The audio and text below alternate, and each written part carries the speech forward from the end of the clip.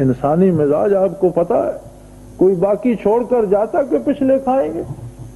हर बंदा वही जर्रात खा सकता है जो उसका अपना हिस्सा है। ये खानदानी मनसूबाबंदी वालों को बिला वजह फिक्र है। ये ऐसा मरबूत निजाम है। असल हक ये है कि हम वसाइल जाया करते हैं, लोग भूखे मरने लगते हैं, हम कहते हैं बंदों को पैदा कम होना चाहिए। अपनी कोताहियों पे नजर नहीं जाती, पैदा तो उसके हिसाब से होंगे, कोई नहीं रोकेगा। जुल्म ये है कि अल्लाह ने जो वसाइल दूसरी मखलूक के लिए पैदा किए उन्हें एक एक बंदा हड़प कर जाता है। अब इस पे पाबंदी कोई नहीं लगाता कि जिसका घर बह गया उसे 5,000 मिले, और उन घरों को देखने के लिए वजीर आजम के लिए 1 अरब का जहाज आया। 1 अरब रुपया एक बंदे के लिए, जिसके पास पहले जहाजों का बेड़ा मुल्क के पास मौजूद है, फजाई उसका PIA का भी और बेशुमार जहाज फौजी भी, उनमें से किसी पर भी बैठकर वो सब कुछ कर सकता था। एक बंदे के लिए तो 1 अरब का 100 करोड़ का एक जहाज आए, और एक खानदान का घर बह जाए उसे 5,000 दिए जाए। मनसूबा बंदी की जरूरत यहां है या पैदाइश पर है?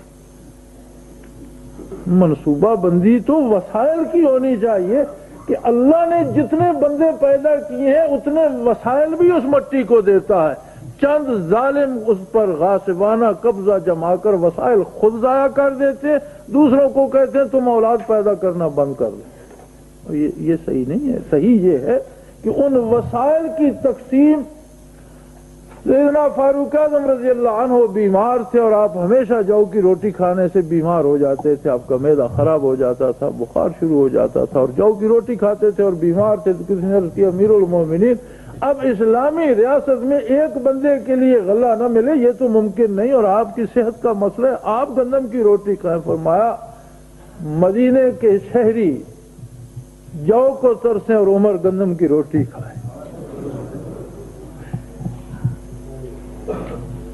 सेहत रहे या न रहे, मुझे इनके साथ खड़ा होकर अल्लाह के रूबरू हिसाब देना। जो आम शहरी को चीज मिलती है वही उमर भी खा सकता है, जिंदा रहे या मर जाए।